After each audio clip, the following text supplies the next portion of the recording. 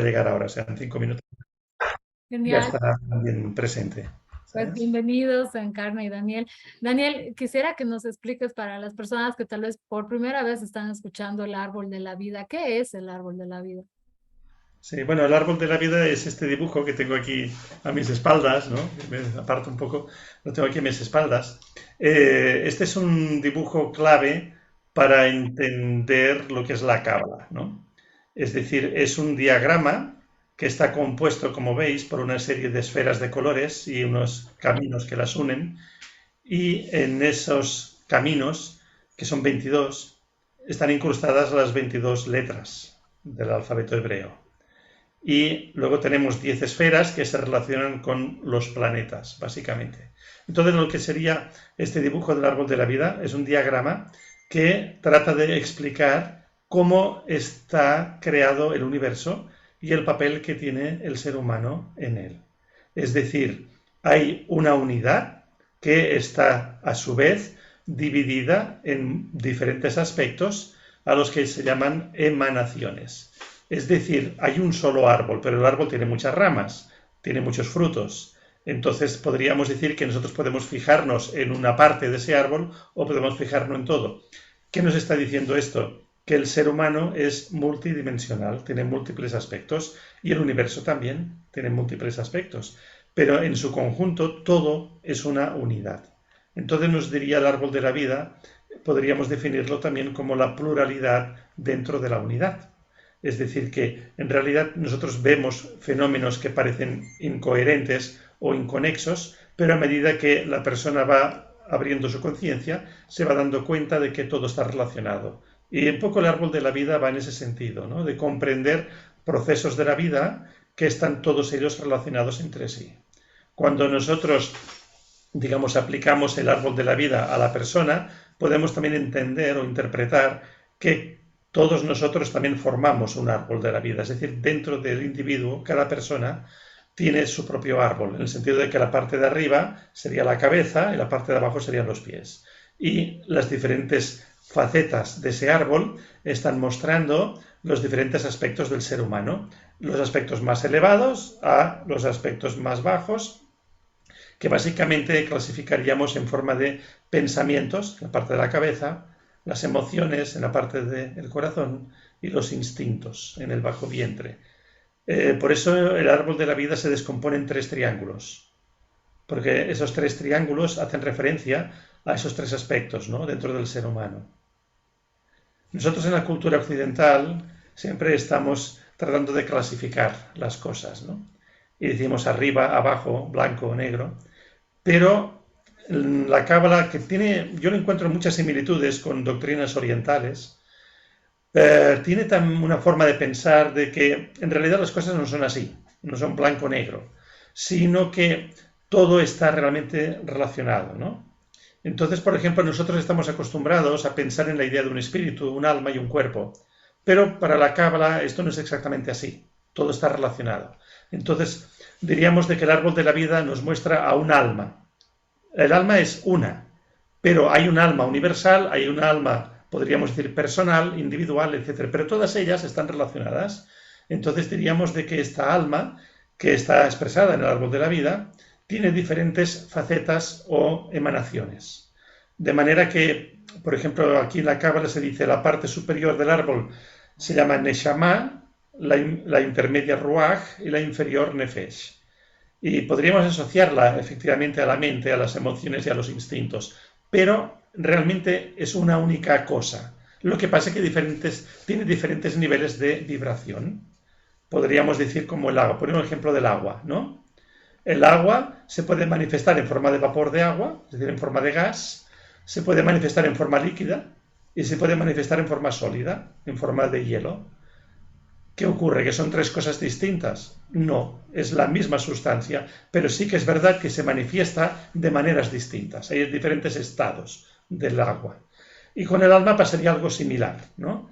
Es decir, cuando el alma se encarna en un cuerpo humano, sería el equivalente a ese hielo, porque se solidifica y queda como anclada, ¿no? Como atrapada en este mundo. Y la parte superior sería como el vapor de agua, ¿no? Esa parte gaseosa, el alma está libre, puede viajar, puede tener contacto con todo el espacio, ¿no? Entonces, un poco esta alegoría sería pues para ejemplificar esto, ¿no? Que en realidad para la cábala no son cosas distintas, sino todo es una misma sustancia, pero con diferentes niveles de vibración. Y Daniel, una vez que uno toma conciencia de esto, ¿afecta el tema de los colores que se ve ahí? ¿Por qué tiene tantos colores? Bueno, aquí hay diferentes tradiciones, o sea, dentro del árbol de la vida hay distintas tradiciones. El hecho de añadir los colores, esto es algo relativamente reciente que ocurrió a partir de finales del siglo XIX, que es cuando se hizo esta asociación. Para nosotros tiene bastante sentido, tiene bastante coherencia, porque si nos fijamos en ese sentido que explicaba yo, de las diferentes vibraciones o emanaciones. Si nos fijamos en la parte superior del árbol, las esferas superiores hay una que es de color blanco, otra de color gris y otra de color negro. Es decir, no hay color, hay solo intensidad de luz. Cuando pasamos al triángulo de abajo tenemos azul, rojo y amarillo, que son los tres colores primarios.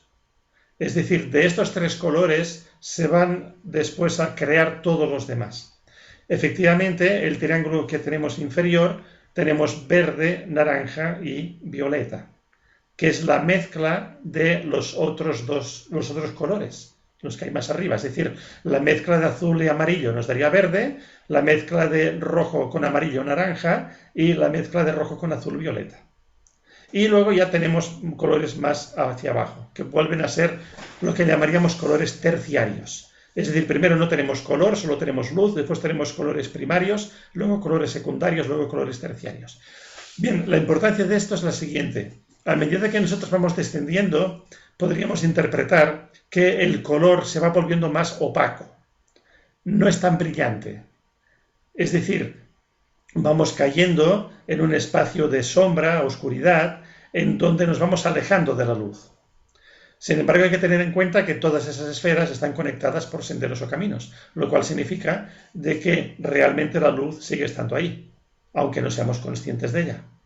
Entonces, a medida, como digo, que vamos bajando, estos colores, que por eso decía, pues sí, le vemos cierta importancia, ¿no?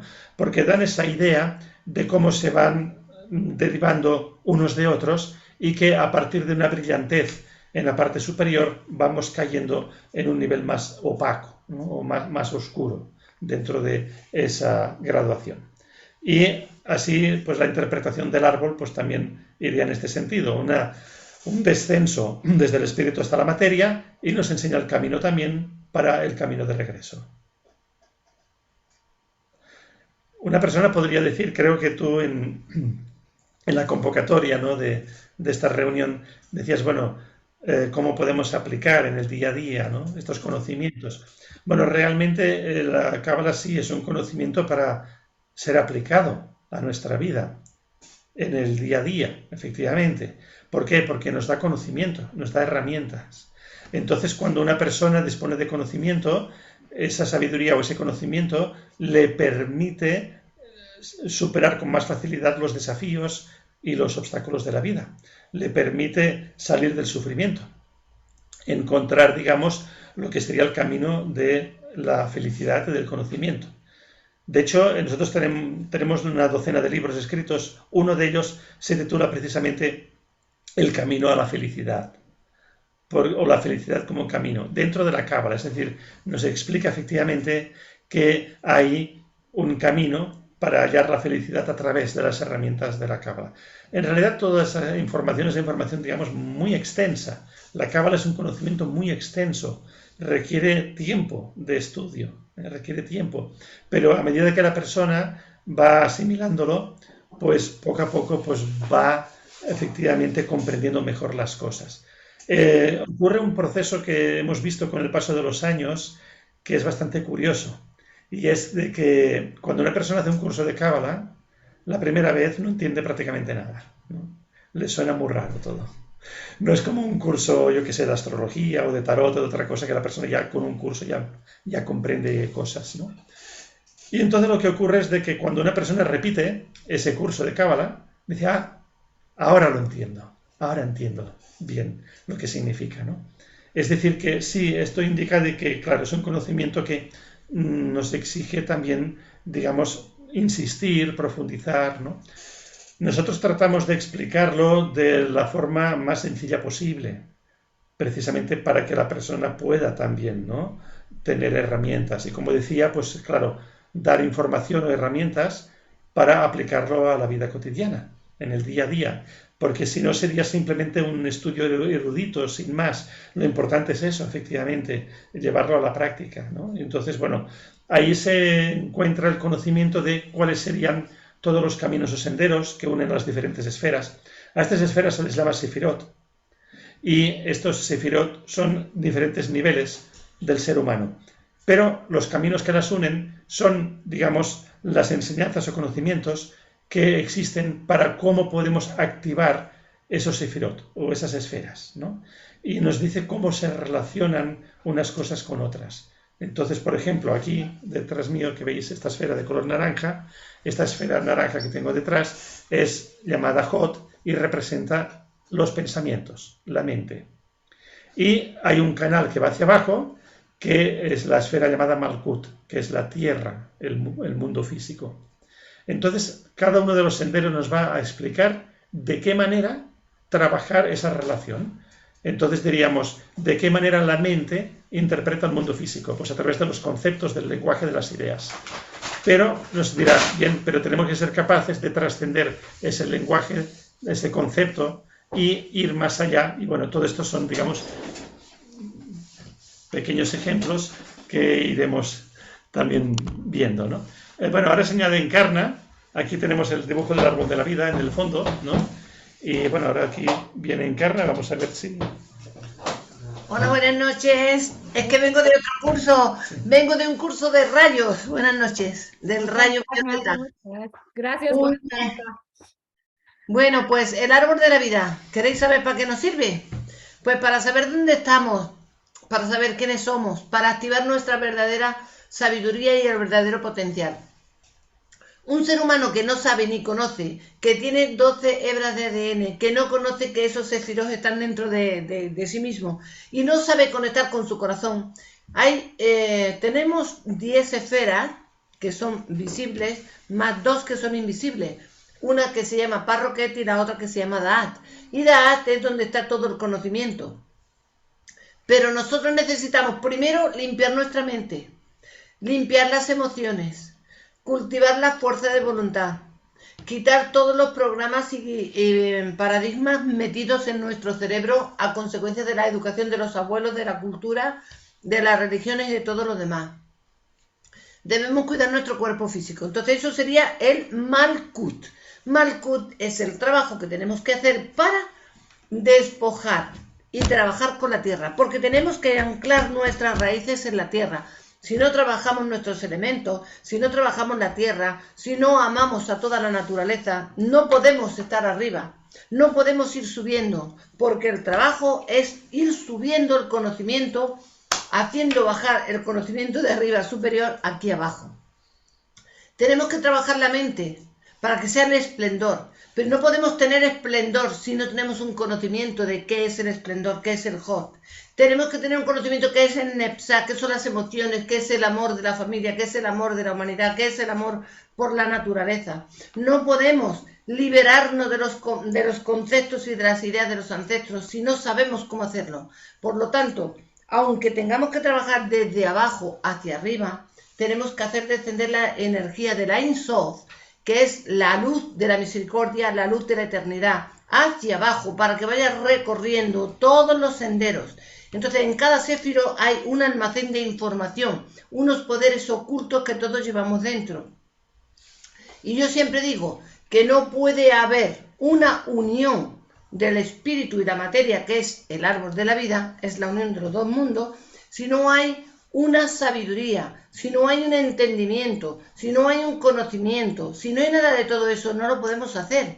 Pues el árbol de la vida es para que conozcamos los nombres secretos que activan esas zonas de poder. Y en cada séfiro está el nombre sagrado que activa ese potencial. Y como tenemos en realidad 32 senderos, pero los 22 son los más importantes que tenemos que limpiar para poder tener acceso a la información. Los 22 senderos son los 22 arcanos. Entonces, ¿qué tenemos la primera carta en lo más abajo del todo? Curiosamente, la carta del mundo, que es la más elevada de todas, quitando la de Lemás, que Lemás es la meta, es la cumbre, es el espíritu, la libertad, la liberación de todo.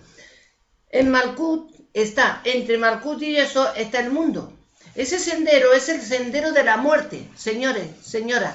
Es el sendero de la muerte, del estancamiento, de la esclavitud, donde estamos atrapados porque somos egoístas, porque somos manipuladores, porque no somos capaces de dar con generosidad, porque no somos capaces de trabajar, el estar siempre esperando algo a cambio de.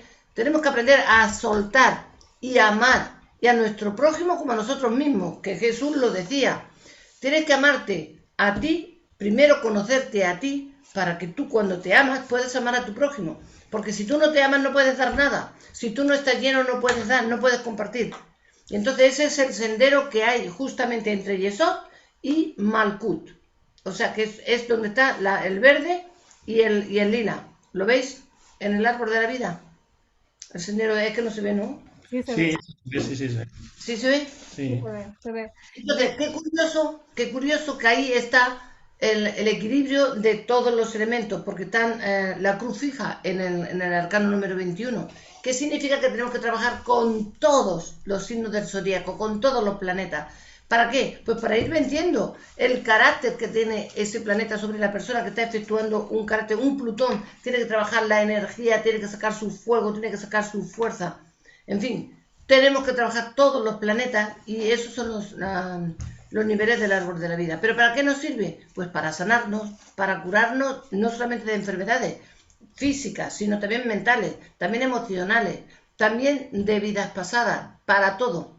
El árbol de la vida es para recuperar el poder del Adán Kadmon. Es la imagen del Adán Kadmon. Nosotros somos la imagen del Adán Kadmon primero y tenemos que activar el segundo, que es ya con la divinidad. Cuando nosotros tenemos el árbol de la vida y lo conectamos con el árbol de la vida supremo, entonces somos Adán Kadmon segundo. Bueno, ahora os dejo que preguntéis. Encarna, pero ¿cómo funciona esto? Si tenemos todo en armonía, son las cartas como que Sí, a favor nuestro, sí, pero de las personas que tienen desgracia, que están mal, que se quejan, sí, que está claro. volviendo el árbol, ¿o por qué? Claro que no puede curar, es que precisamente eso es el ticún, reparar lo que te está provocando que tú tengas desdicha. Es que el problema es que nosotros tenemos un cinturón electromagnético aquí alrededor, que se llama el cinturón kármico, que va desde la cintura hasta los pies y va cargadito de electrones, de energías negativas, de acumulación de información, de sufrimiento, de programas que hemos escogido antes de nacer. ¿Por qué escogemos programas de sufrimiento? Pues porque no lo hemos hecho bien en la vida anterior o en las vidas anteriores. Entonces, cuando nosotros experimentamos o queremos aquí aprender a superar y se nos presenta la causa que provoca la desdicha, en vez de aprender y superar, nos quedamos anclados al sufrimiento. Mala suerte, tengo mala suerte, qué penita tengo, qué mal me da, la vida me da golpe. Y no hacemos nada más que gestar, crear más dificultades. Pero si nosotros utilizáramos el fuego violeta, la transmutación, a los ángeles, porque en cada sefiró están los ángeles y los arcángeles, y utilizáramos y les llamáramos para que nos ayuden, porque el karma no tenemos que limpiar nosotros, pero podemos pedir ayuda. Y para eso existe el conocimiento de los ángeles. ¿Para qué están los ángeles y los arcángeles? Para que nos ayuden, para eso los creó Dios. Entonces, si tenemos un karma muy desastroso, muy desagradable, le podemos pedir que anule al menos lo más grave, porque porque ya estamos saturados y queremos que nos ayuden a que sea mucho más suave. Y ese karma va disminuyendo. Una persona que ha nacido coja de nacimiento, si no es porque tenga una fe súper dotada o se conecte con un maestro súper dotado, va a seguir con su cojera, pero puede tomarse la vida de otra manera y vivir de otra manera. Es como tú vives la vida. O sea, hay cosas que a lo mejor no las podemos cambiar, pero sí cómo las podemos vivir. O sea, esto es lo que yo explicaría con el árbol de la vida. Y en tu experiencia, ¿cómo es que hay esos milagros funcionan cuando uno pide ayuda? Hombre, funcionan cuando tú realmente confías en los de arriba, porque los de arriba hacen milagros. Oye, Ana, ¿es la Ana y la Solé? Sí, sí. Hoy, que no te conocía, cariño, perdón, que no te había visto, Ana. Bueno, ellas saben mucho de cábala. Ellas dos saben mucho de cábala también, ¿eh? Son dos cabalistas de primera categoría. No leo. Ahora os he puesto en el chat un dibujo del árbol de la vida para que lo podáis también ver y así Entonces, seguir las Eso sí que, vosotros sí que sabéis. ellas son maestras de Cábala en Madrid, que lo sepáis. Saben mucho, mucho, mucho, mucho, pero mucho de Cábala. Entonces, a mí lo que me gusta, bueno, ellas saben perfectamente que lo que estoy explicando es cierto, que si te activas todo tu árbol, tienes todo el potencial para transmutar aquellos patrones y poder entrar en los registros y cambiarlos. Pero si no tienes ni idea, no sabes cómo hacerlo y encima no pides ayuda y encima estamos quejándonos continuamente, pues eso es lo que impide que te llegue la ayuda y el milagro. Pero los milagros ocurren diariamente, diariamente. Bueno, yo puedo demostrar muchos, muchos milagros en mi consulta diariamente, muchos. ¿Y cómo es que funciona? Hablábamos con Daniel antes, ¿no? De que hay algunas personas que dicen, hago cábala por muchos años y no funciona nada, y hay otras que recién empiezan y sí funciona. Depende de... Claro, bueno, aquí no vamos a criticar al profesor que esté dando clases de cábala, no. Si tú haces cábala, funciona siempre. Y si no funciona tu cábala, es que no estás haciendo cábala. Estás con tu mente puesta en otro sitio, no te estás creyendo nada. Aunque tú digas que sí te lo crees, no lo estás poniendo en práctica. Cábala significa abrir el corazón de par en par y empezar a permitir que los seres supremos irradien la luz sobre ti para que primero te limpien, te purifiquen, porque es lo primero que tenemos que hacer. Cábala empieza por limpiarte, por purificarte, por cambiar patrones. Si no los cambias, pues los milagros no se van a dar. Entonces, seguramente que unos lo hacen con mucha fe, con mucha confianza, con mucha firmeza, y otros pues lo deben de hacer pues porque les gusta, porque es hobby, porque está de moda. Yo tengo alumnas que son que les gusta porque está puesto de moda. Pero cuando le dices, pero esto que estás haciendo es erróneo. Ah, sí, pero en Cábala tú lo has aprendido. Ah, sí, pero... Y el sí, pero es que no te hacen el trabajo. ¿Cómo funciona esto? Hay una pregunta que dice, ¿en qué podría ayudar cábala para problemas de adicciones? Claro, precisamente si te quitas a todos los espíritus y entidades negativas y todo lo que llevas heredado de tus antepasados, porque una adicción viene a ser una maldición, si tú quitas todas las maldiciones con nombres sagrados que están dentro del árbol de la vida, pero eso tiene que entrar en el tíferet, que es el corazón, y del tíferet que está en el corazón poder pasar al entendimiento, que es entender el por qué me pasan las cosas. Porque hasta que no hay un entendimiento claro de por qué me pasan las cosas, yo no voy a quitar esas adicciones.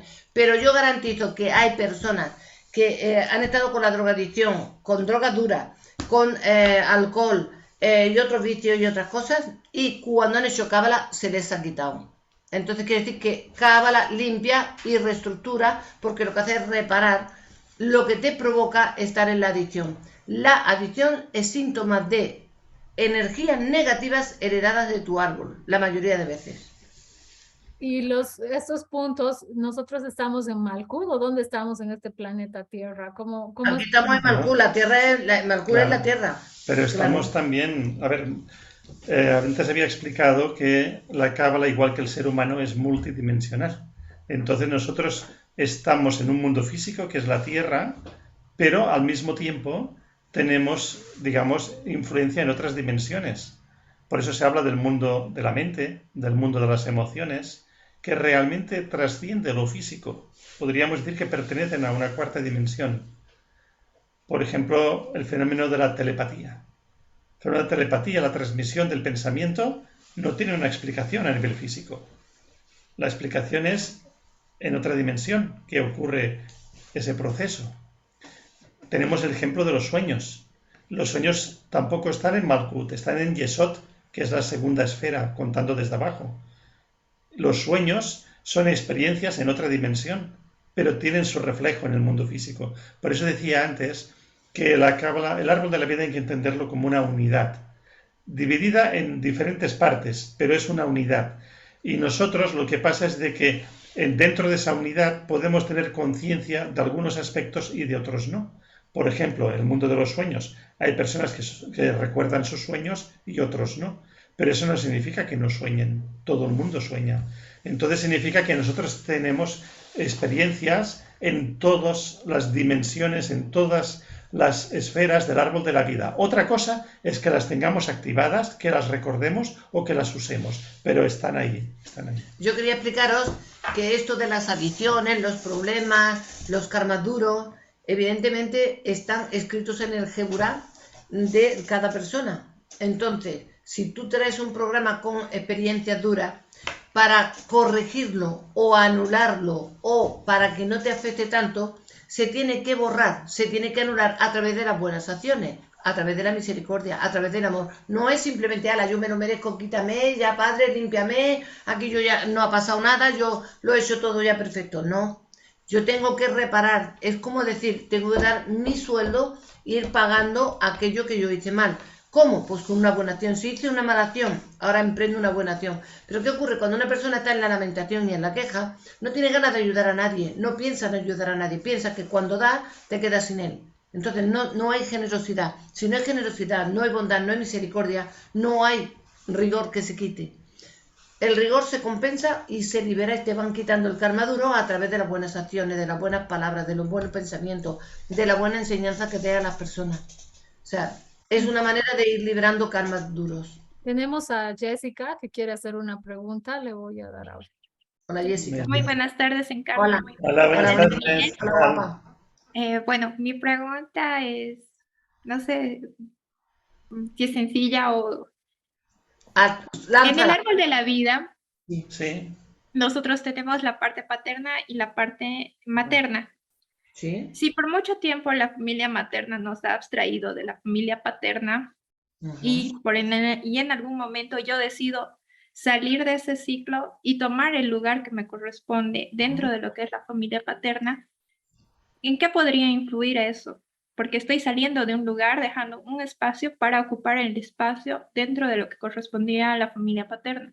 Eso es correcto porque acuérdate de cuando decía Jesús, has de honrar a tu padre y a tu madre. Eso lo dicen los mandamientos, ¿no? Honrar a tu padre y a tu madre es tu parte masculina y tu parte femenina de todo tu árbol psicogenealógico. Tienes que amarlo. Si a ti, por pequeña, porque has sido pequeña, te han manipulado y te han ido alejando, porque te han ido diciendo lo malo que ha sido el papá, lo malo que es la abuela, porque eso es lo que primero dicen. Cuando algo no va bien, es que la abuela es mala, es que el abuelo es malo, es que la cuñada es peor, es que eso no envidia, que eso es lo que te hacen que te apartes de... Eso es el criterio, las críticas y la forma de cómo lo viven ellos, más no es la realidad. La realidad es que tú escogiste a esa familia porque querías neutralizar. Entonces tú has venido a neutralizar y a ocupar tu puesto, que ni tu mamá, ni tu papá, ni nadie te diga lo que tienes que hacer con respecto a tu familia. Te pueden orientar cuando eres pequeña. Pues esto no está bien, esto sí está bien, porque es la educación y los papás que tú has escogido. Pero cuando tú ya tienes conciencia, te tienes que liberar. Por eso Lemat es la liberación. Y tienes que ser tú misma y a través del perdón, la comprensión y del perdón a ti misma por haberlo juzgado, por haberte apartado y por haberte dejado influenciar por tu familia. Porque claro que nos influencian cuando somos pequeños, pero cuando llega un momento que eres grande y tomas conciencia, tú tienes que decidir que tú quieres unificar a tus familias, a las dos, que para eso existen. Entonces tú reparas el daño de tu árbol. Pero con el perdón, sobre todo, y con las buenas acciones. Y demostrando que nadie te tiene que influenciar. Si ellos tienen rencor, es su problema. Entonces bendícelos y pide bendiciones para ellos. Ok, muchas gracias. A ti. Haces muy bien en retomar tu árbol. Encarna, hay otra pregunta que dice, ¿qué sucede con las personas que tienen odio y no quieren tener nada de contacto con ninguna parte de la familia, ni materna ni paterna? Pues eso significa que su propio odio les lleva a estar en el caos, en la miseria, en los fundamentos bajos y en los inframundos. ¿Por qué? Porque el odio te va llevando de vibración baja, vas bajando hasta que quedas poseído por entidades negativas que solo te van a venir personas que te inculquen odio, rencor, orgullo, vanidad. Lo que hacen es ir al infierno. El infierno no se entiende como una llamarada o un lugar donde llamas, sino desdicha. El odio genera enfermedades, el odio genera separación, el odio genera soledad. Entonces, si quieren estar en soledad, en odio, pues ellos mismos, significa que no han entendido nada del por qué han venido a la Tierra. Y cuando se vayan, se vuelven a llevar su carga, su paquete, porque no sé si sabéis que cuando aquí tenemos una carga negativa a tope, el alma se la lleva. Esa carga te la lleva y no puedes atravesar el umbral. Y tienes que volver otra vez a empezar de cero. Luego me preguntan, ay, pobrecitos los niños, es que hay muchos niños que están padeciendo, que los han maltratado o los han violado, pero quizá también vosotros habéis violado, o sea, estos niños antes de irse violaron e hicieron cosas, no han podido cruzar el umbral y se tienen que volver con su paquete y ahora les toca vivir esa experiencia. Entonces Dios no castiga, jamás, jamás. Dios te espera en el otro umbral. Están en unas dimensiones muy elevadas. Pero te da la oportunidad de venir a repetir, a reparar tantas veces como sea necesario. Entonces, ¿qué pasa? Que cuando un niño o un anciano o un alma ha hecho muchos errores, ha cometido muchos, por ejemplo, odio, y el odio lleva siempre al deseo de muerte. Ojalá te muera, que si por la herencia, que si me has quitado la herencia, todas esas cosas, eso hace que el odio te vaya invadiendo. Otra cosa es que tú decidas, bueno, tú me has quitado la herencia, pero yo decido luchar por ella, pero no te voy a odiar. Entonces no guardas rencor. Tú puedes luchar por lo que es tuyo, pero sin rencor. Como entre el rencor o entre el odio, ya has caído en el Satanás, en el negativo. Y luego esos niños cuando vienen con dificultades, caen en familias con carencias, con muchos problemas. Y luego vienen también los maestros que vienen a ayudarles, a darles soporte, que también vienen a estar en miseria, en dificultades, en enfermedades, para que con el sufrimiento de ellos vayan aprendiendo. Pero esos niños que son maestros, jamás se quejan. Jamás los oirás decir o lamentarse de no tener comida, o no tener dinero, no tener ropa, o de tener un papá triste o un papá alcohólico. Nunca, jamás. Dentro de una familia habrá 7 hermanos, 8 hermanos, de los cuales uno nunca jamás se quejará de nada y estará al servicio de los demás. Y los demás todos se están quejando. Que si este es malo, que si otro es malo, que si esto es una situación negativa. Es decir, siempre está el maestro que viene a ayudar a esos desvalidos porque cometieron muchos errores. Y no es un castigo, es una voluntad propia de cada alma.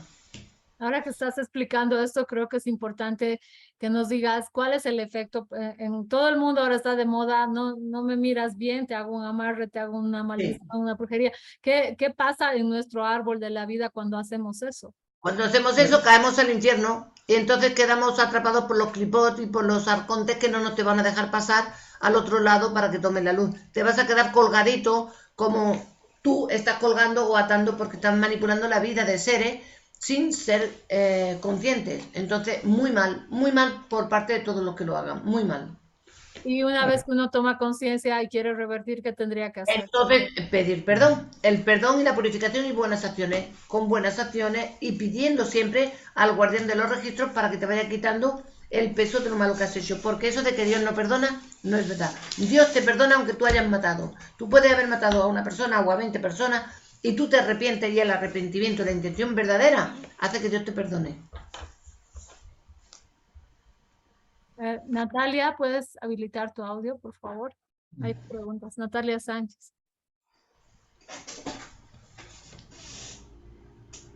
Hola, buena tarde. Hola, Hola, Natalia. Hola. Desde el árbol de la vida, cuando no hay como una claridad en el propósito de la vida, en lo que se debe hacer o la misión, ¿cómo se puede enfocar o trabajar desde este árbol como para tener una mejor orientación hacia el propósito y nuestra misión en la tierra? Sí, bueno, efectivamente, claro, en el árbol de la vida para esto nos tendríamos que ir arriba, ¿no? A la esfera número 2 que se llama Jogma y a la número 3 que se llama Bina. Entonces, podríamos decir de que en Jogma se define como sabiduría y es todo aquello que el alma ya ha aprendido. Lo que el alma ha aprendido se va a manifestar en la tierra como dones asociados a la misión que tiene la persona que llevar a cabo. La misión es aquello que hace que la persona se sienta feliz, realizada haciéndolo, lo que le da un sentido a su vida. Pero tenemos la otra esfera negra, llamada Binah, que está relacionada con todo aquello que todavía no hemos aprendido, es decir, con lo que tenemos pendiente. Y ahí es donde se origina lo que se llama el tikkun o destino, que va a manifestarse aquí en forma de problemas, situaciones difíciles, algo que nos cuesta mucho realizar porque son pruebas, son exámenes. Entonces diríamos de que en general ese destino son cosas nuevas que no conocemos, mientras que la misión o los dones simplemente se trata de recordar algo que ya sabemos. La Cábala se diferencia del judaísmo, entre muchas otras cosas, en la creencia en la reencarnación, que es lo que permite encontrar un sentido al por qué parece que hayan desigualdades en diferentes seres cuando nacen. Entonces, respecto a tu pregunta, ¿cómo reconocer la misión? Te podríamos dar unas pautas para ello, ¿no? La misión la podemos reconocer en todo aquello que nos hace sentir felices y que nos hace sentir realizados y que además nos da placer y nos gusta mucho hacer. Es decir, no nos cuesta nada. Por ejemplo, una persona que tenga el don de la comunicación le gustará mucho hablar, no le costará trabajo hablar. Pero en cambio a alguien que el hecho de comunicarse sea su destino, puede ser una persona tímida, que le cueste mucho expresarse y que le cueste mucho hablar en público. O sencillamente que no le guste. O sencillamente que no le guste su trabajo. Cuando Exacto. un trabajo no te gusta la relación de la persona, no te gusta, cuando vas a disgusto a un sitio, eso significa que es tu destino. Porque destino significa aprender a que te guste lo que no te gusta. Y lo que no te gusta es lo que vas a tener. Aquello que no quieres es lo que te vas a encontrar, porque ese es tu destino. Destino significa aprender a aceptar que todo es correcto, que todo tiene un proyecto de vida, un plan divino y que todo tiene una pedagogía, todo te enseña. Y todo es por algo, siempre para bien del ser humano. Por muy doloroso que sea, por muy lamentable que sea, por muchas desgracias. Yo tengo una clienta que le han matado a un hermano, a su tío, a su prima, a otro primo más, un montón de fallecidos, pero de muertes violentas, por temas de narcotráfico y cosas de este tipo, y la persona dice, yo sufro mucho de ver a mi familia cómo se van desvaneciendo y se van cayendo, pero sin embargo hay una fuerza interior que me dice, tienes que seguir para adelante, tú no vas a caer, a ti no te va a afectar, sigue para adelante. Y entonces yo le enseñé el por qué ella era la maestra que había venido a darle paz y a redimir el karma negativo de ese árbol familiar. Entonces ya le expliqué cómo lo tenía que hacer, los nombres que tenía que hacer, porque son oraciones un poco complicadas de explicar ahora en un segundo. Y sí, y va limpiando su árbol. Sí, la misión es algo que puede manifestarse a través de la vida de la persona y es lo que le da sentido, ¿no? Es decir, yo he nacido para esto. Este sería un poco el resumen, ¿no? Cuando la persona encuentra esa respuesta, ¿yo para qué he nacido? ¿Cuál es el sentido de mi vida? Yo he nacido para, como decía Encarna, unir a la familia, para otra persona dedicarme a las terapias, dedicarme al mundo de la enseñanza, la comunicación, dedicarme a ayudar a la humanidad, ¿no? Hay diferentes tipos. Ahora, también tenemos aquí que explicar algo. A veces hay personas que dicen, a mí me gustaría dedicarme al mundo de las terapias, de ser un terapeuta. Entonces eso es lo que en mí sería mi misión, sería lo que me llenaría. Pero resulta que no tengo el número de personas suficientes para yo mantenerme económicamente. Tengo que trabajar en otra cosa. Esto es un proceso absolutamente normal, porque significa que para que la misión se dé completamente, primero la persona tiene que haber transformado su tikkun, su destino, es decir, tiene que haber realizado un proceso de cambio y de enseñanza interior para que de esta manera ella, cuando ha aprendido del destino, aquello se transforma y potencia la misión de la persona. Entonces muchas personas tienen que hacer dos cosas durante un tiempo paralelamente. Un trabajo que le dé unos recursos económicos y por otra parte dedicarse a aquello que realmente le hace sentirse realizado, ¿no? Y esto es lo que llamamos la función. Es decir, hay tres aspectos: la misión, el destino y la función. La función es, digamos, cómo nos ganamos la vida. ¿Cuál es la fuente de nuestros recursos económicos? Y esa función puede estar asociada a una misión, es decir, hay trabajos relacionados con la misión, o al destino, hay trabajos relacionados con el destino. Cuando la persona realiza una tarea que dice, a mí me encanta lo que hago, hoy qué bien me lo paso en mi trabajo, pues está haciendo un trabajo relacionado con su misión. En cambio, cuando la persona dice, vaya fastidio, no me gusta nada trabajar, qué pesado, es porque ahí es un trabajo de destino. Pero el trabajo de destino significa que o bien la persona tiene que aprender algo allí, o también del contacto con las personas que le rodean, que a veces también ahí hay una labor a realizar. Me gustaría explicar, Alcione, por lo que has dicho antes, de que hay personas que dicen que no les funciona la cábala. Es imposible de los imposibles. Porque la cábala está relacionada con las letras sagradas, con las que Dios creó el universo. Y cada letra tiene un código, y cada letra tiene un valor numérico. Y el origen de la tierra, primer idioma que vino a la tierra, fue justamente el arameo y el hebreo. Entonces, esas letras tienen un poder de transformar cada letra. La A, la I, la A representa la semilla simiente de información divina. Es lo que te interconecta, la ay. Por eso Jesús, cuando estaba en la cruz, decía ay, ay. Era una sílaba simiente, bueno, dos sílabas, dos palabrillas que estaba diciendo él siempre, porque le estaba conectando con la luz, con la interdimensionalidad de su Padre. Entonces, cada letra, que es la A, es el Aleph, te da vida, te da misericordia, te quita el rigor, te va quitando todo el sufrimiento. O sea, cada letra tiene un poder transformador. Ahora, si decimos Ale, como el que ve llover, o lo dice por decir, sin saber la intensidad del poder que hay detrás de la apariencia de la letra, cada letra tiene una esencia. Es como una persona, nosotros vemos la cara de una persona, pero lo que vemos no es lo que es lo que hay dentro de la persona, lo que realmente es. El espíritu es lo verdadero. El alma se puede disolver, tiene que ir aprendiendo durante muchas vidas, pero el ser lo sabe todo, es perfecto. Y el cuerpo muere, por supuesto, pero el ser jamás muere. Por lo tanto, esa esencia que está aquí, está justamente clavada y anclada por detrás del corazón, la cámara secreta del corazón. Ahí está la llama trina, que es el Espíritu de Dios dentro de cada ser humano. Si nosotros lo abrimos, lo ponemos en práctica con los nombres de Dios, es imposible que no funcione. Lo que no funciona es la mente de la persona que lo está haciendo, creyendo que eso es una tontería, o no lo está haciendo con la fe suficiente. Sí, qué bueno que aclares eso, porque hay mucho eso, ¿no? Tal vez es la parte mental que uno dice o no siente lo suficiente, no sé. No, es que si es mental no te va a funcionar, porque la mente está abajo, está en hot. Tiene que ser con la unión de todo. Es el ser, con el ser como tenemos que ser. A ver, también hay que entender de que hay una cábala teórica y una cábala práctica, ¿no? Entonces también es posible de que hayan personas que se hayan quedado únicamente en una parte teórica o en una parte simplemente de estudio, y claro, eso no lleva a un cambio en la persona. Por mucho que la persona lea o estudie, como no haga tampoco un trabajo práctico, pues tampoco, esa también podría ser una causa.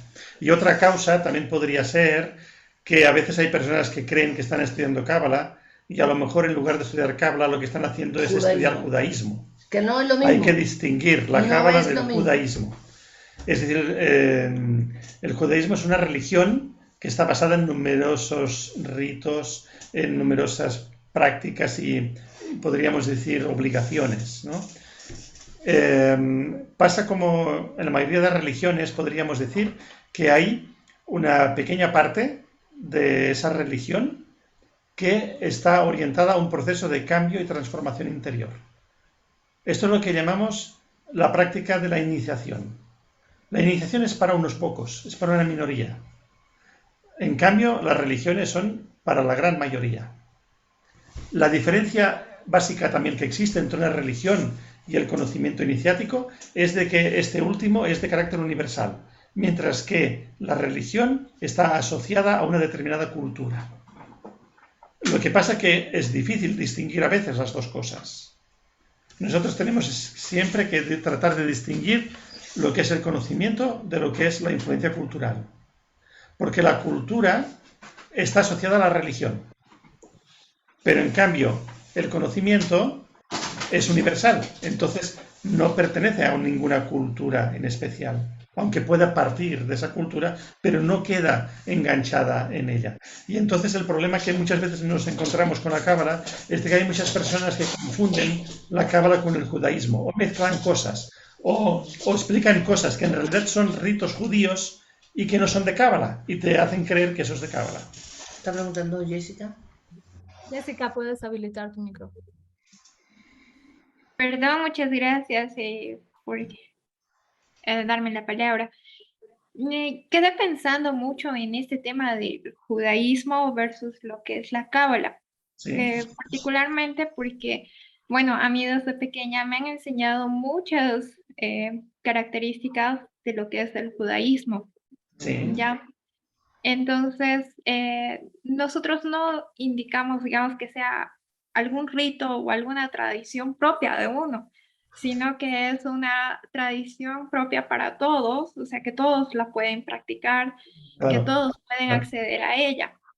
Pero ahí ustedes hacen un énfasis, una línea divisoria, digamos. Nosotros nunca, o sea, me incluyo en ese grupo porque todavía algunas características de algunos Ya. textos, algo que se dice en la Biblia, Sí. que lo practico diariamente, digamos. Mira, ¿Ya? es muy sencillo. El judaísmo solamente lo puede practicar un judío. La cábala lo puede practicar cualquier persona que no sea judía. Esa es una diferencia muy importante. De la misma manera que un occidental podría ser budista, aunque no haya nacido en Oriente. No tiene por qué formar parte de la cultura oriental y puede ser budista, occidental. Y con la cábala sucede algo parecido. Es decir, una persona puede practicar la cábala sin ser judío, ¿no? Claro, cuando los judíos han dado cuenta de que cada vez más personas no judías practican la cábala, se les ha ocurrido justificar como una especie de invento, ¿no? Bueno, que no sé si es invento, a lo mejor es verdad, de decir, no, es que estas personas que no son judías y que trabajan la cábala es porque, claro, en otra vida han Fueron sido judíos, judíos. ¿no? Y entonces, bueno, por ahí se escapan un poco, ¿no? Pero en realidad, claro, no hace falta, ¿no? Porque, como digo, hay un conocimiento que nosotros podemos practicarlo y encontrar, ¿no?, los resultados. La idea es encontrar el resultado a través de la práctica. Si tú algo lo pones en práctica y funciona, pues sabes que eso es cierto, ¿no? Pese Es, a que esos ritos o esas características pertenezcan a una parte de una religión, claro, mira, por porque son ejemplo, conceptos judaísmo, religión, cábala, tú, que Jessica, sí, se mira, van. te lo explico. Tú, Jessica, sabrás perfectamente qué pasa en el sábado, ¿no? La cena que se lleva a cabo en el sábado, pues tiene que seguir un orden determinado, un tipo de alimentos determinado, un tipo de cocción determinado. Hay una bendición que se hace al comienzo de la comida. Es decir, hay toda una serie de fórmulas. Todas estas fórmulas son del judaísmo, no son de la cábala, son del judaísmo. Que no es que estén mal, es una religión, como todas las religiones, no todas son buenas, ¿no? Todas son buenas, pero el riesgo hay de perderse en una parte, podríamos decir, externa, el rito.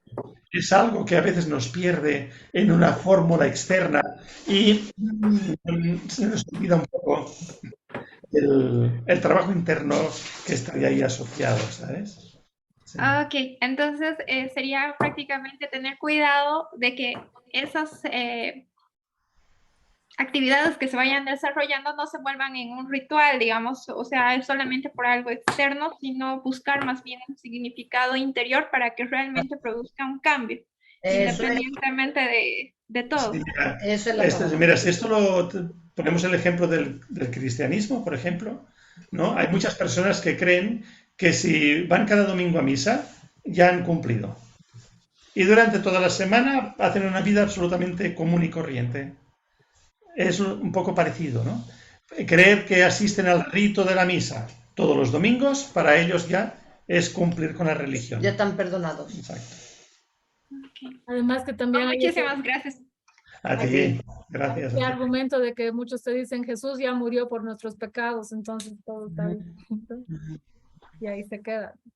Ángela, ¿puedes habilitar tu audio, por favor? Es que ya contestaron a mi pregunta.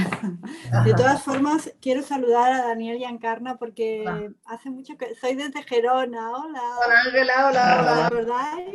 Sí, claro que me Bueno, acordamos. os saludo. Países Gracias. iniciáticos. No, mi pregunta estaba muy relacionada con lo que hablaba Jessica y todo esto, entonces la habéis contestado bastante. Pero también os quiero decir, a nivel personal, a veces hay indicios de que una puede llegar a un poco más de lo que hace en la vida, ¿no? Que una intuye su camino, pero no se atreve a seguirlo, no se atreve porque le parece increíble o le parece que es imposible esto. Entonces, esas dudas son las que también te cortan mucho la ruta, ¿no? Eso sabe por qué ocurre, porque realmente no te crees que tú eres Dios. Ese es el problema.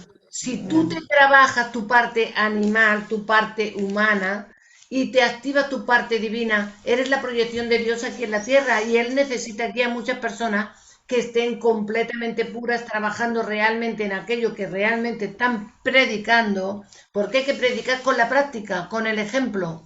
Entonces, Dios y tú eres la misma cosa. Dios y yo somos la misma cosa. Entonces, es creer que ese Dios está aquí para hacer un trabajo a través de mí y no poner límites. Si le pones límites y le pones, no puede ser, esto es imposible, entonces estás dudando de Dios, de su capacidad. Claro, es cuestión de fe, entonces, ¿no? Sí, mira, hay una historia que nosotros contamos en nuestro libro del mundo de Tikkun o la felicidad a través de la Cábala, que habla de la vida de Isaac Luria. Fue un rabino que vivió en Safed, en Palestina, en el siglo XVII, muy famoso.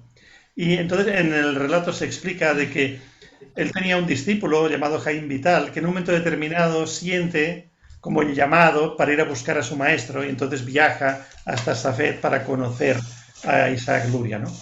Y entonces en su conversación le dice, maestro, dice, claro, yo he sentido el llamado de venir aquí, con lo que yo entiendo de que usted va, digamos, a acelerar, ¿no? mi proceso, ¿no? Me va a ayudar a acelerar mi proceso. Y entonces le pregunta, pero claro, ¿y si yo no hubiera hecho caso a mi llamado? ¿Y si yo no hubiera llegado a conocerlo?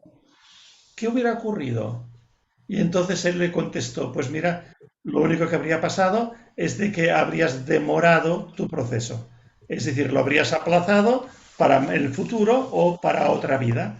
Entonces, cuando una persona no se atreve, siente la misión, siente el llamado, pero no se atreve a dar el paso, lo único que está haciendo es retardar algo inevitable, porque aquello más tarde o más temprano se va a dar, se va a manifestar. Bueno, gracias. Voy a leerles una pregunta que hizo Paola, que dice, si no tienes contacto con familia materna o paterna por problemas y nosotros no podemos acercarnos, ¿cómo podemos salir del inframundo?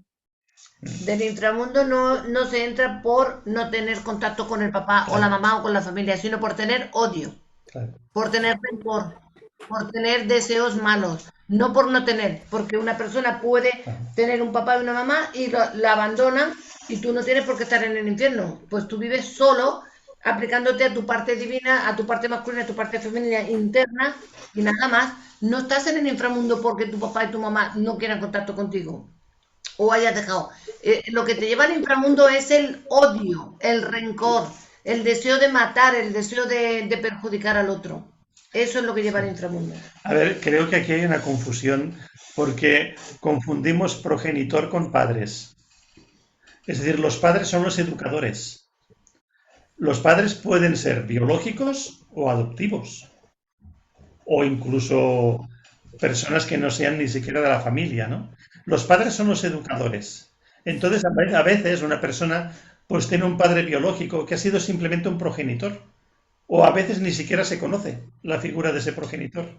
Pero ese no es el padre. El padre es aquella persona que le estará ayudando a crecer, a educarlo, a formarlo, que puede ser un hombre o una mujer, el padre, es igual.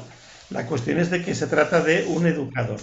Entonces a veces decimos, es que claro, yo no he conocido a mi padre ni a mi madre. Bueno, pero es que ellos a lo mejor solamente tuvieron la función de ser progenitores. Pero ¿quién te ha educado?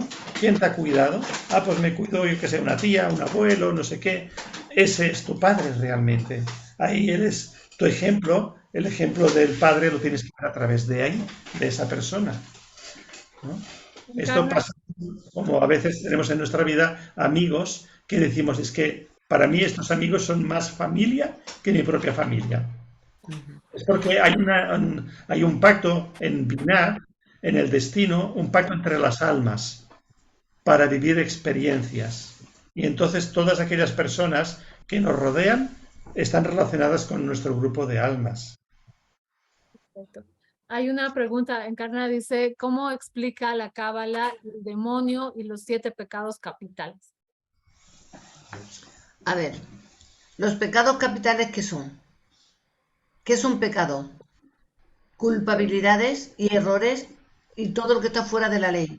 La Cábala lo que te dice, tienes que regresar a la ley, a la unidad, a la ley. Por eso está en Binah, están todas las leyes espirituales.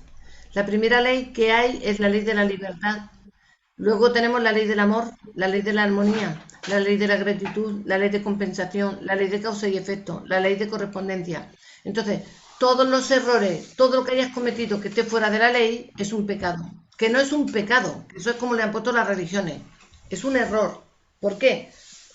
Porque al alejarte de la ley, tú estás generando enfermedad, malestar, envidia, celos y caes en el caos y en la negatividad.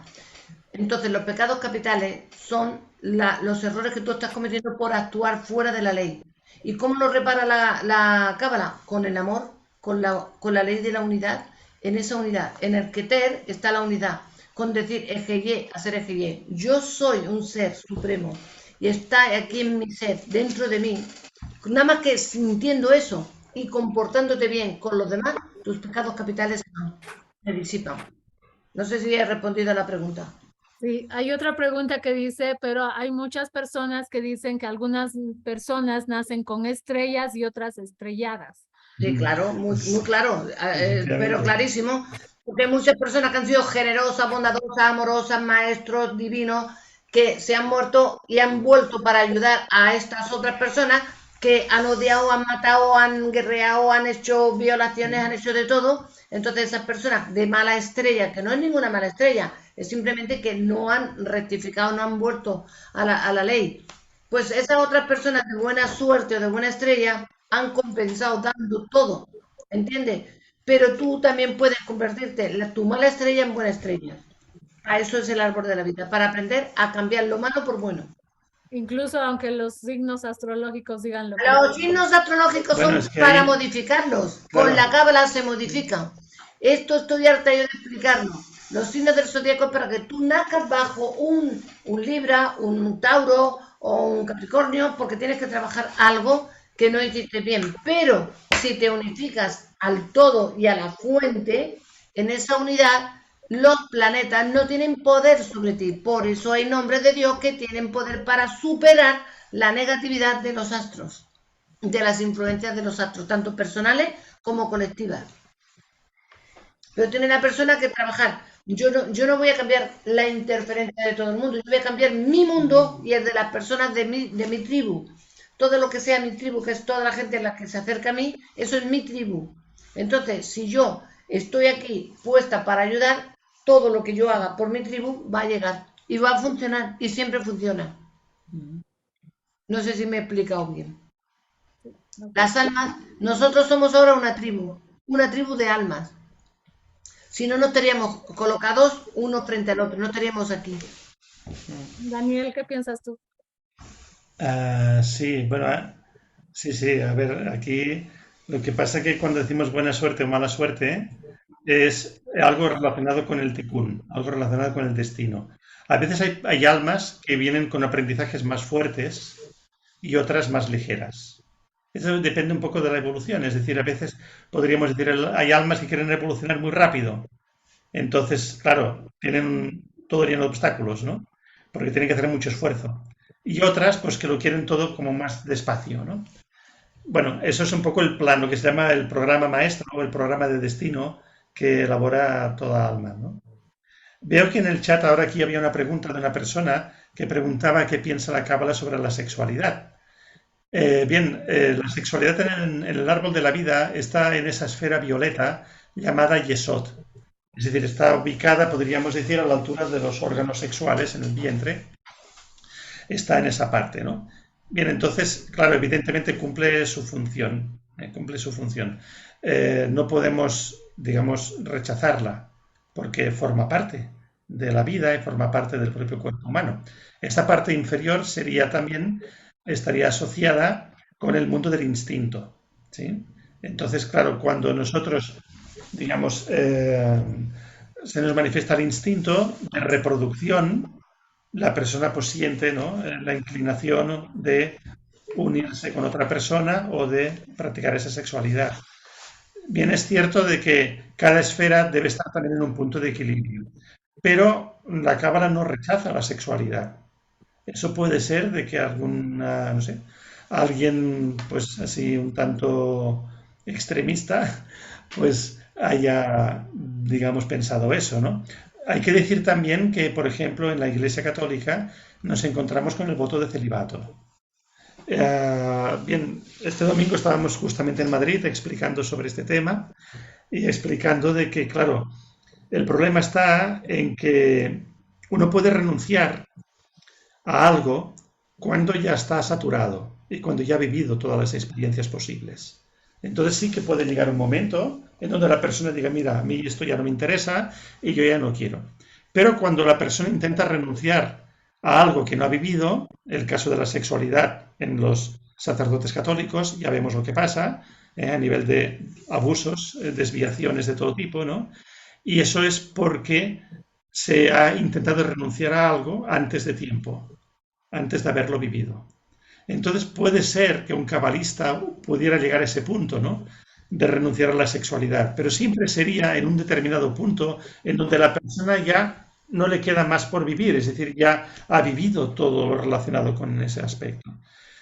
Lo mismo pasaría con el tema de la lectura y de los libros. Una persona que se ha pasado toda su vida llenándose de lectura y de libros, puede ser que llegue un momento que diga, no, yo ahora lo que quiero es vivir, quiero experimentar, quiero practicar. Ya la lectura, la parte teórica, el estudio ya no me llena. Yo lo que quiero ahora es una vivencia, ¿no? Entonces podría también llegar a ese extremo, ¿no?, de la renuncia.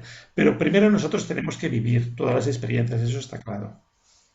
Y de repente este tema de la presión que algunos tienen de que siempre tienes que estar con pareja o siempre tienes que estar rodeado, pero no quieres hacer eso y te quieres ir al cerro, al monte, puedes hacerlo, ¿verdad? Porque necesitas esa experiencia, ¿o no? Si tú tienes esa necesidad, significa que todavía tu experiencia está en la nefes, y la nefes es la parte del sexo. Entonces, tienes que educar a tu alma para que tú no tengas la necesidad de instinto animal, que son las personas que van buscando la sexualidad sin respetar a otras personas, porque eso es lo que pasa con los violadores, que no respetan a la otra persona. Entonces, ese sexo está mal visto en la cabra y en cualquier parte de cualquier religión. O sea, lo que tú tienes que ver es que la sexualidad debe darse con amor por amor y con entrega. Da igual si a Dios le va a dar lo mismo que lo hagas con un hombre que lo hagas con una mujer, si hay una entrega de corazón, hay un respeto hacia el cuerpo y hacia la otra persona. Si las dos personas están de acuerdo y quieren tener una relación, pero se respetan mutuamente, aunque no sean pareja, aunque no sean marido y mujer, aunque no sean o no tengan amor, simplemente hay un respeto o una necesidad, pero hay un respeto, ahí eso está bien hecho. Lo que sé que hay es también toda una tradición acerca de, pero esta sería otra historia, ¿no? Cómo atraer el alma de un bebé a una mujer o a una pareja para que llegue a este mundo. Entonces aquí tendríamos, hay la letra Sain, en fin, hay toda una serie también de tradiciones que nos dicen, digamos, que la cábala también puede ayudar a eso, a llamar o a atraer al alma que quiere venir a este mundo y en qué condiciones, ¿no?, para que una mujer pues pueda quedarse embarazada. Sí. Y eso también depende de la energía que se vibra en el momento de la Claro, ahí está. Ahora, el tema de todo lo que está pasando en el mundo, ustedes saben que ha habido este tema en México, hay movimientos de la tierra y todo. ¿Cómo lo explica la cábala? La cábala explica que la tierra es un ser vivo que tiene que experimentar, que tiene que vivir, que tiene que crecer, que se tiene que expandir, exactamente igual que un ser humano. Entonces, lo que ocurre es que si nosotros, en vez de trabajar con los elementos, en coordinación con los elementos, estamos en contra de los elementos, pues la tierra se rebota y los elementales se rebotan y por eso hay catástrofes, por eso hay calamidades. Y muchas son provocadas por los propios científicos, por la gente que quiere al planeta Tierra, porque hay gente que le interesa pues acabar con este planeta. Los titanes, por ejemplo. Entonces, la cábala lo que hace es contrarrestar.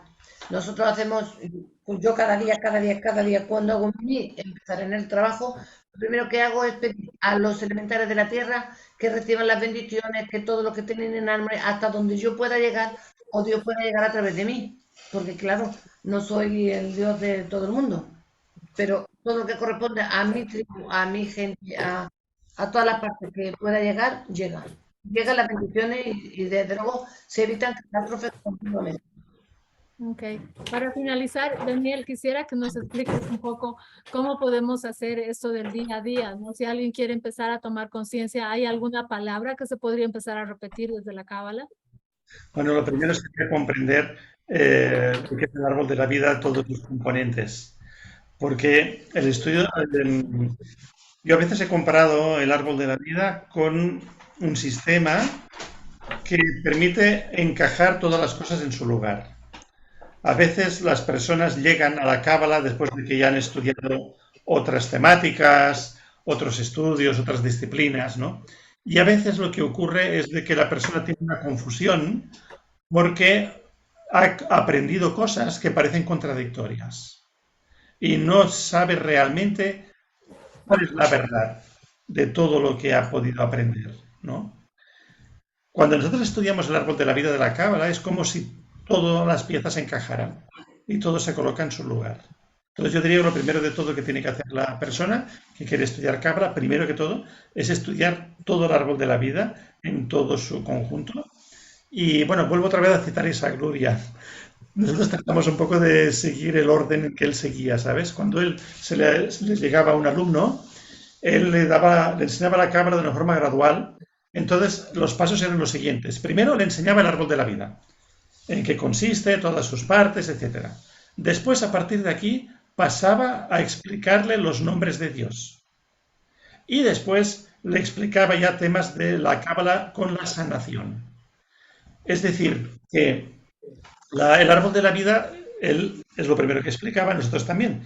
Cuando hacemos los cursos de cábala, lo primero que enseñamos es esto. Entonces, la persona tiene primero que aprender en qué consiste el árbol, cuáles son sus diferentes partes, para que todas las ideas estén ya bien conjuntadas. Entonces, a partir de aquí, ya hay otras disciplinas. La cábala tiene es como una carrera universitaria que tiene muchas asignaturas, ¿no? Entonces, hay la gematría, hay los nombres de Dios, hay la sanación, hay muchas cosas. Pero diríamos de que el árbol de la vida sería lo primero que tendría que hacer la persona. Si la persona no conoce el árbol de la vida, tú le das una herramienta para que esa persona la ponga en práctica y los resultados serán muy limitados. Porque la persona puede utilizar una fórmula, pero la persona lo que tiene que hacer es cambiar su forma de pensar. Tiene que cambiar su conciencia. Y para eso hace falta tener un conocimiento. ¿Comprendes? Claro, la persona, por ejemplo, tú le puedes dar un mantra, le puedes dar un nombre, pero ese mantra tiene que ir acompañado de un conocimiento que te permita saber cómo tienes que entender las cosas. Porque claro, si tú no entiendes por qué se da una situación, qué es lo que la ha causado, qué consecuencias tiene. Claro, tú puedes repetir un nombre, pero si tú no llegas a la causa o por qué se está dando eso, no terminarás de solucionar el problema. Pues para empezar a activar el Malkut, hay que entender que Malkut es la tierra y que es tu cuerpo y que es un recipiente que tiene que estar lleno de amor, de misericordia. Pero si está lleno de odio, de mala organización, de caos, evidentemente el rey no va a bajar nunca a tu reino. No vas a tener a Dios en ti. ¿Por qué? Porque aunque esté conectado no va a entrar conscientemente. Y aquí tenemos que convertirnos nosotros en un recipiente, en una vasija capaz de limpiarla, purificarla, para que el rey baje aquí. El novio baje con la novia, porque nosotros somos la novia. Entonces, Adonai es el cuerpo y Adonai es un mantra que pone en orden a todos los sentidos de tu cuerpo. Y Melech es el rey. Entonces tenemos que pedirle al rey que purifique nuestro cuerpo. El rey Melech, Adonai Melech, limpia nuestro cuerpo, limpia nuestra mente, nuestras emociones, equilibra nuestros sentimientos, de todo lo que hemos recibido a lo largo de nuestra historia, de lo que nos han maleducado, de todos los programas. En fin, tenemos que empezar por ahí. Trabajar nuestro recipiente para agrandarlo, que crezca, pero con pureza. Y cuando hacemos esto, también se puede hacer obras de caridad para hacer servicio. Se deben de hacer obras de caridad, pero desde aquí, no desde aquí, porque si yo la hago para comprar mi bendición o mi purificación, no sirven de nada. Si tú haces una obra de caridad, hazla de corazón. Si quieres regalar algo, hazlo de corazón. El otro día me dijeron, bueno, mira, tú siempre regalas. A mí me gusta ser muy generoso, lo regalo todo, pero de corazón. Pero no espero nada a cambio, ni tampoco pongo ni mi nombre, ni mi escuela, nada. Regalo porque quiero. Y otra persona, pues vino y regaló un montón de cosas, pero con su identificación. Y me dice Daniel, hoy te ha superado esta persona, ¿es más generosa que tú? Sí, claro. Pero es muy generosa porque hay que agradecer siempre todos los regalos que te hacen. Pero si tú ya llevas ahí la intención de dar el regalo con la marca, por ejemplo, ahí ya hay como, no sé, un protagonismo, digo yo, pero agradecida de verdad, de corazón, porque fue fantástica la persona, lo hizo de todo corazón. Bueno, y muy bien, que no vayáis a pensar que es una crítica, no. A ver, yo aquí quería explicar la diferencia entre... A ver, yo aquí quería explicar una cosa que creo es importante, que es que hay un término que es Sedaká. Sedaká tiene que ver con ese aspecto de la misericordia, de la entrega, de la ayuda, ¿no?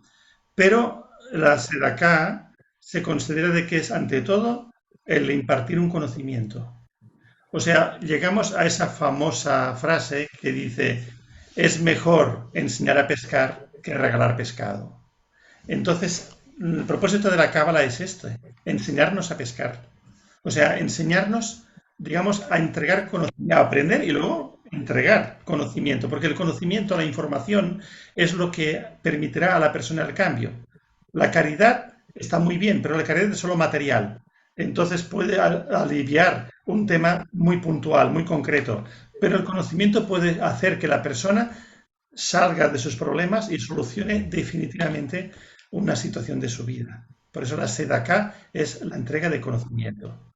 Ok, sí, perfecto. Entregar a cambio de nada, a cambio de nada. O sea, entregar con el corazón. Entonces ahí es donde empiezas a limpiar y todo lo que es el lugar del corazón expande esa luz, ¿verdad? Claro. Genial. Ahí está. Gracias, Encarna y Daniel. Gracias a todos, gracias. Maestros, por favor, habilítense. Muchas gracias. Muchas gracias. Gracias también a ti. Gracias. Muchas gracias, Alcione. Muchas gracias, Encarna. Gracias a todos vosotras. Gracias a todos. Pronto. Chao. Adiós.